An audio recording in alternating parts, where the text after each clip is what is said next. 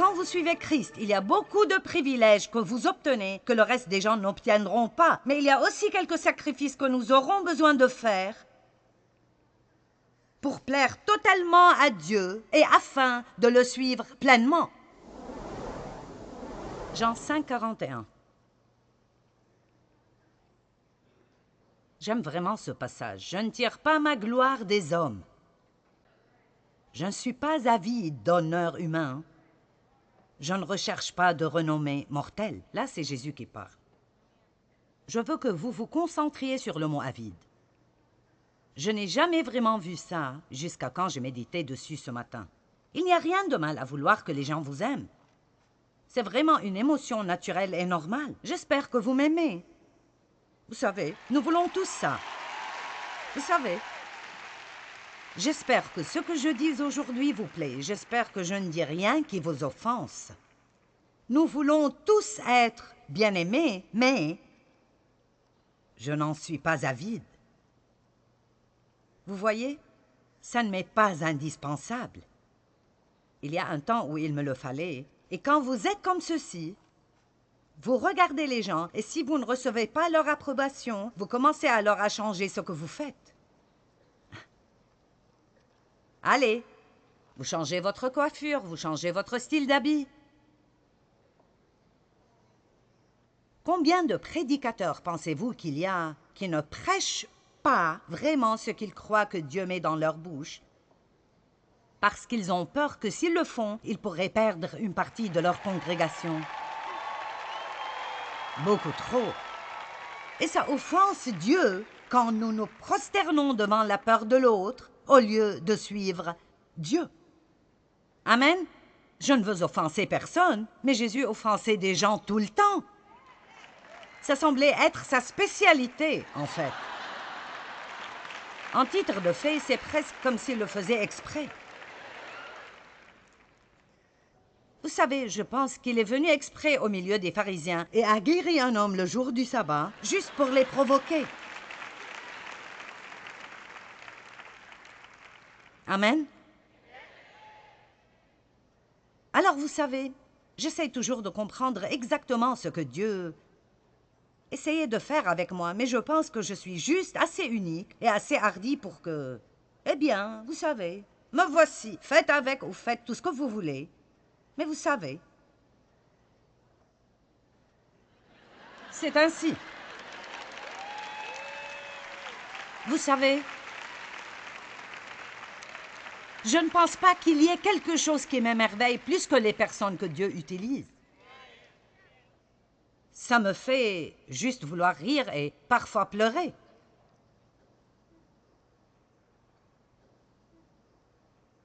Ne laissez pas la peur vous voler votre destinée. Ne soyez pas avide d'honneur humain. J'aime la parole quand elle dit que Jésus s'est humilié lui-même, Philippiens 2, 7 à 9. N'aimez-vous pas cela? C'est comme si, juste là, au départ, il s'est occupé de cela.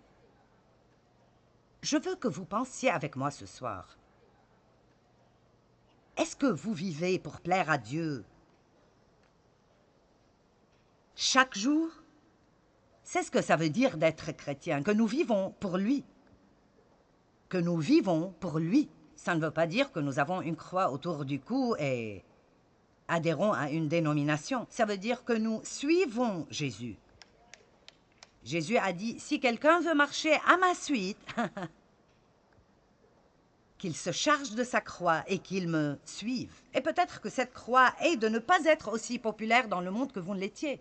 Mais vous savez, si vous perdez 10 amis, Dieu vous en donnera 10 000 à un autre moment de votre vie.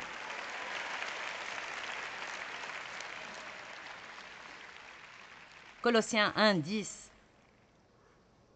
Ainsi vous pourrez avoir une vie et avoir une conduite digne du Seigneur et qui lui plaise à tous égards et désire lui plaire en toutes choses. Nous pouvons nous arrêter ici et faire une série à 4 parties.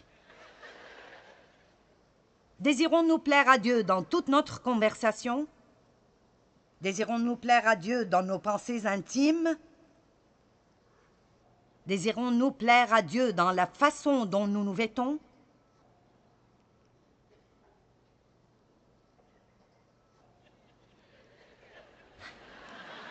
Vous regardez autour de vous comme...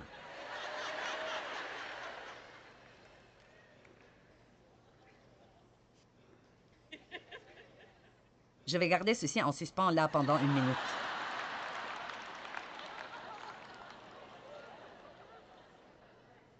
Eh bien, tout le monde le fait. Regardez-moi, vous n'êtes pas tout le monde.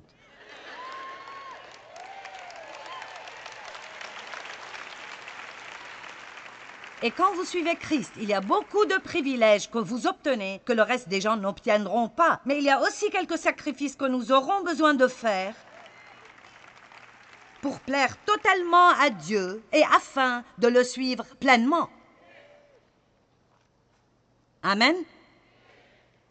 Donc je laisserai ceci avec vous comme devoir. Je sais que je vous rends probablement plutôt nerveux, mais vous saviez ce que vous obtiendrez quand vous êtes venu.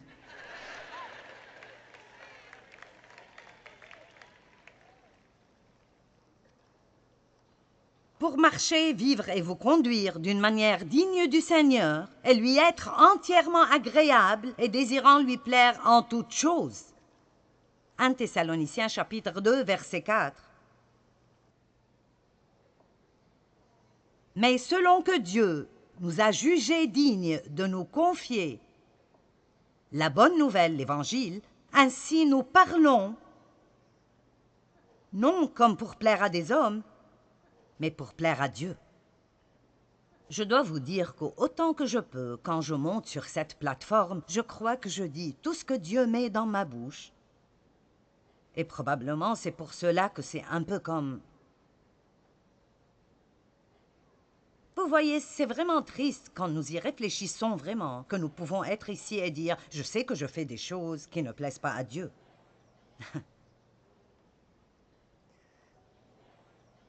N'êtes-vous pas heureux d'être venu ce soir?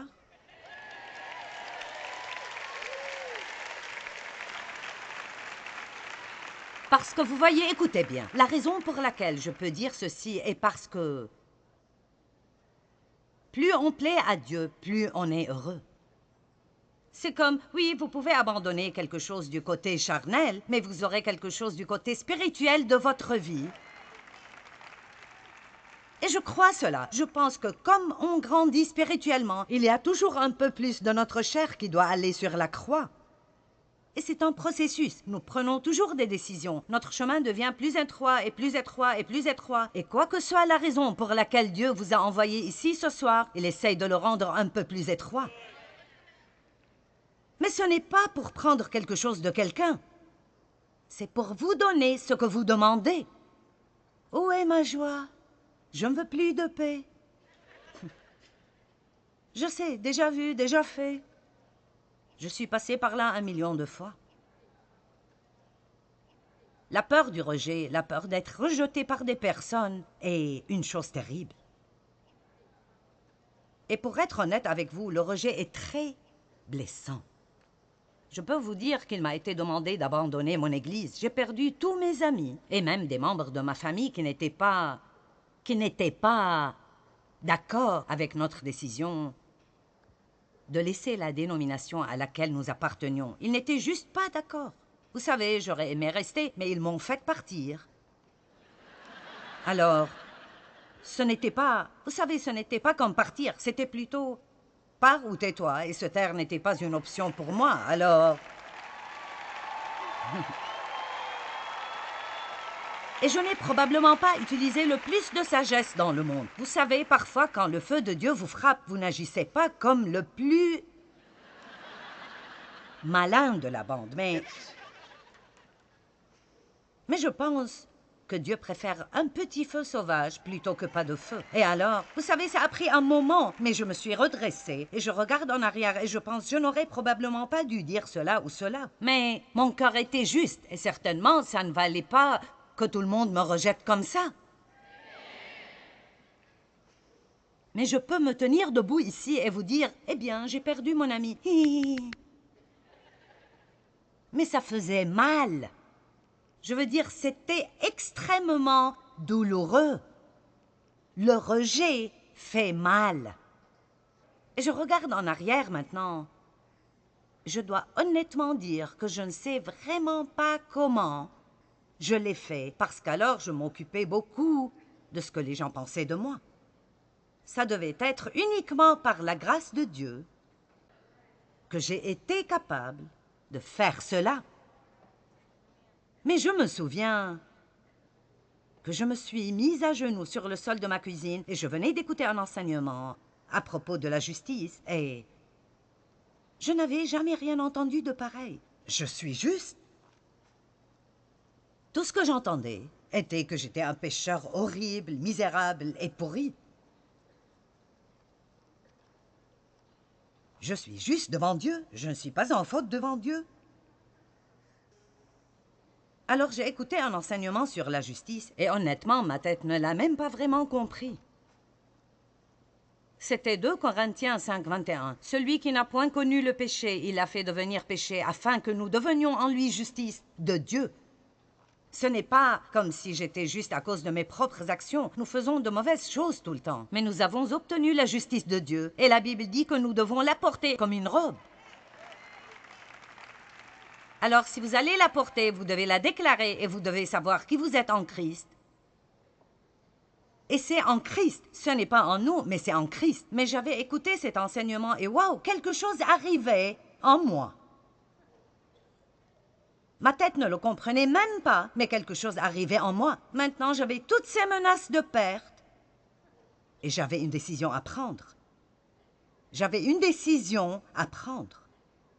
Et je ne sais pas si quelqu'un regarde à la télé ou quelqu'un ici, mais vous savez que Dieu essaye de faire quelque chose dans votre vie. Vous savez que Dieu a un appel pour votre vie. Peut-être que vous savez que Dieu vous demande d'agir et de faire quelque chose que vous savez que personne ne comprendra. Vous n'êtes même pas à 100% sûr que vous entendez du Seigneur, mais il semble qu'il ne vous laissera pas seul. Et nous parlerons beaucoup plus à propos de la peur de commettre des erreurs. Laissez-moi vous dire, si vous n'êtes jamais prêts à prendre des risques, vous ne serez jamais mature spirituellement.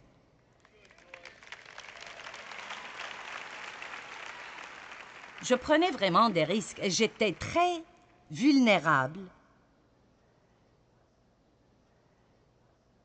Et je parle de quand j'ai pris cette décision, mais vraiment, c'était Dave et moi ensemble. Et Dave ne se préoccupait pas vraiment beaucoup de ce que les gens pensent, et je ne veux pas dire cela d'une mauvaise façon. Il ne le fait pas, il dit « ce qu'il pense n'est pas ma responsabilité ». J'aurais aimé avoir cela, mais j'ai dû souffrir à travers cela avec Jésus, probablement pour pouvoir vous enseigner. C'est de votre faute, c'est pas la mienne. Mais j'essaie juste de vous montrer que c'était difficile pour moi de ne pas juste dire « OK, je ne dirai rien. Oui, bien sûr, je comprends. Je ne veux pas faire d'honte, je ne dirai rien. » Mais je suis passée par le milieu. Et maintenant, je profite de la fin. Amen. J'aime toute cette idée de traverser le milieu. Il y a tellement de beaux versets dans la parole de Dieu, tellement de choses magnifiques. Le diable utilise le rejet dans chaque endroit de progrès de votre vie pour essayer de vous arrêter de faire le pas suivant. Combien d'entre vous sentent qu'il y a un pas suivant qui arrive pour vous? Eh bien, j'espère que ce que vous entendez ce soir, la parole de Dieu que vous écoutez, vous aide à prendre une décision de vivre courageusement et aller et sortir et découvrir. Et je ne suggère pas du tout de faire des choses sottes ou des choses stupides ou des choses folles. Vous savez, si 20 personnes spirituellement matures vous disent que vous faites une erreur, vous feriez mieux de reculer et de prier un peu plus.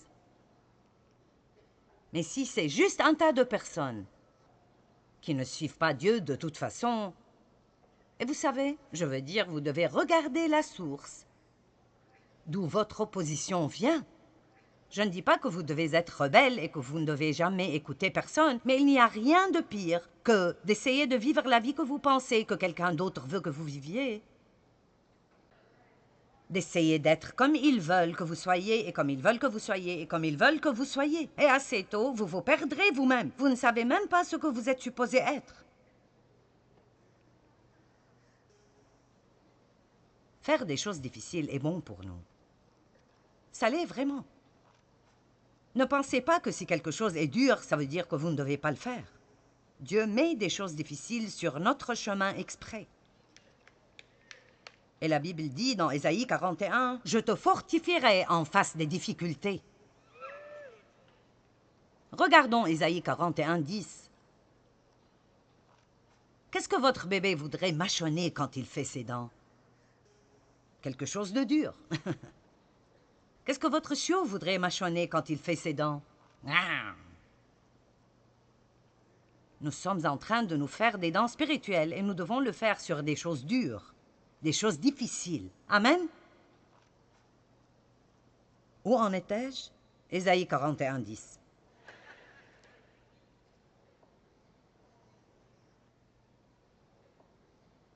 C'est un verset vraiment extraordinaire. Ne crains rien, il n'y a rien à craindre, car je suis avec toi. C'est la seule raison que Dieu donne pour ne pas vivre dans la peur. Je suis avec toi. Ne promène pas des regards inquiets, car je suis ton Dieu. Je te fortifierai en face des difficultés. Je te fortifierai en face des difficultés. Je te fortifierai en face des difficultés. Vous savez ce que cela signifie? Des choses qui sont vraiment difficiles pour vous maintenant ne vous gêneront plus du tout dans 5 ans. Je veux dire, elles ne vous gêneront pas du tout. Mais elles continueront à vous déranger dans 5 ans si vous les fuyez maintenant. Alors ça dépend. Voulez-vous être le même que vous êtes aujourd'hui dans 5 ans? Ou voulez-vous passer à travers cela avec Dieu? Vivre un peu d'une façon risquée. C'est bon pour nous de prendre des risques parce que c'est la seule façon pour nous de découvrir ce que Dieu ferait pour nous et ce qu'il ne ferait pas. J'ai commencé à agir. J'ai quitté mon travail quand j'ai senti que Dieu me disait de commencer ce ministère.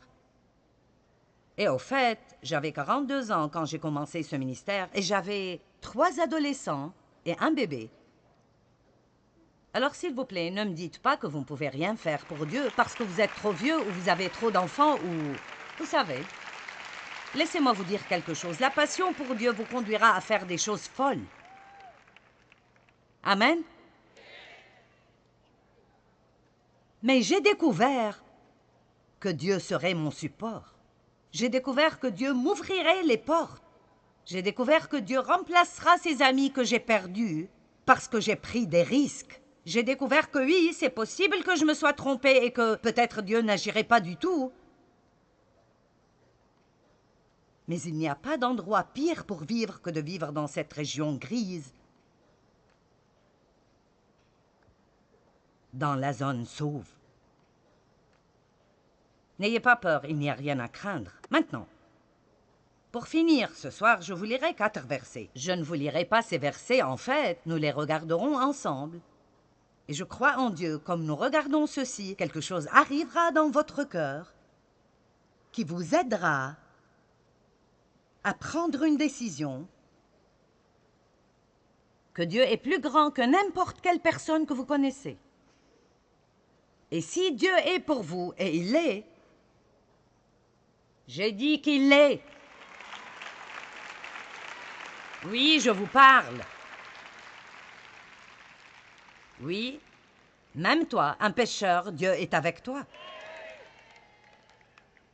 Pour être honnête avec vous, même les personnes qui ne sont pas engagées avec Dieu, Dieu est avec vous. Il vous appelle ce soir, il vous courtise ce soir. Dieu est avec vous. Et si Dieu est pour moi, qui peut être contre moi? Si Dieu est pour moi, qui craindrais-je? Maintenant, regardons ceci. Romains 8, 31 et 32. Maintenant, la parole de Dieu a la force de vous libérer si vous la recevez avec un esprit d'humilité.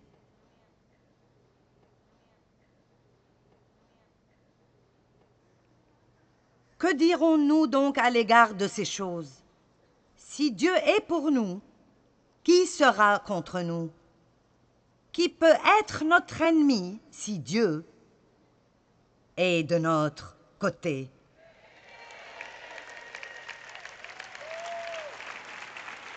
Psaume 118, 6. L'Éternel est pour moi, je ne crains rien. Que peuvent me faire des hommes? Je veux dire, pensez-y vraiment. Je veux dire, j'ai écrit, d'accord, que peuvent faire les hommes? Ils peuvent parler de moi. Ils peuvent penser de mauvaises choses de moi. Je veux dire, les gens pensent de mauvaises choses de vous tout le temps, de toute façon. Alors, vous savez. Ils peuvent me rejeter. Ils peuvent dire qu'ils ne veulent pas être mes amis. Ils peuvent ne pas m'inviter à une fête. Peut-être que c'est mon patron qui ne m'aime pas. Il peut ne pas me donner de promotion ou d'augmentation. Vous dites, eh bien, et s'ils me font du mal? Et si quelqu'un me tue même? Il y a un verset où Dieu dit que vous feriez mieux de ne pas craindre les personnes qui peuvent tuer votre corps. Mais il faut craindre celui qui est responsable de votre éternité. Amen. Nous ne faisons pas beaucoup face à cela ici dans ce pays, l'idée de mourir pour votre foi, mais ça arrive partout tout autour du monde. Et franchement, nous, dans le monde ouest, nous ferions mieux de nous endurcir. Je pense que nous allons devoir prendre position très bientôt.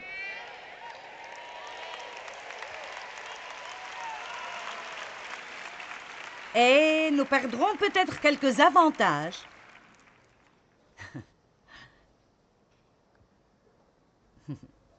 Si nous le faisons. Nous devons commencer à prendre ces décisions maintenant.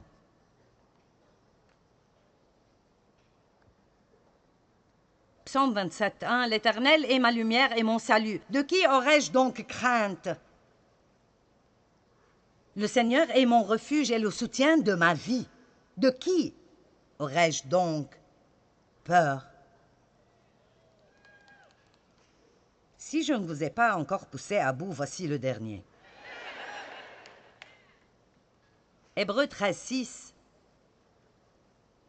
Nous sommes réconfortés et nous sommes encouragés, et c'est donc avec assurance que nous pouvons dire « Le Seigneur est mon aide, je ne serai pas alarmé, je n'aurai pas de crainte, ni de peur, ni de terreur. Que peut me faire un homme? » Amen.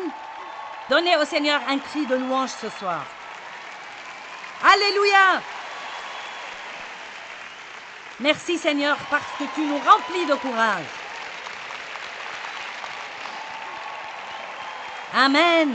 Très bien. Je prie pour vous tous au nom de Jésus, pour que quoi que vous ayez à confronter, vous trouviez le courage et la force en Dieu de le faire au bon moment et de la bonne façon, que vous commenciez à vivre votre vie ordonnée par Dieu, et non seulement une version imitée et fausse, pour que les gens restent contents. Au nom de Jésus. Amen. Vivez-vous pour plaire à Dieu chaque jour? Le suivez-vous à lui ou d'autres personnes? Vous savez, je crois fermement que plus nous vivons pour plaire à Dieu, plus nous serons heureux. Mais pour vivre d'une façon qui plaît à Dieu, vous devez être une personne plutôt courageuse, parce que Dieu vous dira peut-être de faire des choses qui sont gênantes pour vous. Il vous donnera peut-être de nouvelles opportunités. Et pour prendre ces opportunités, vous devrez peut-être prendre des risques parfois. Et vous savez, spécialement quand on parle de ne pas laisser les gens guider et contrôler nos vies, parfois il faut que nous soyons prêts à les confronter ou à refuser les choses qu'ils veulent que nous fassions.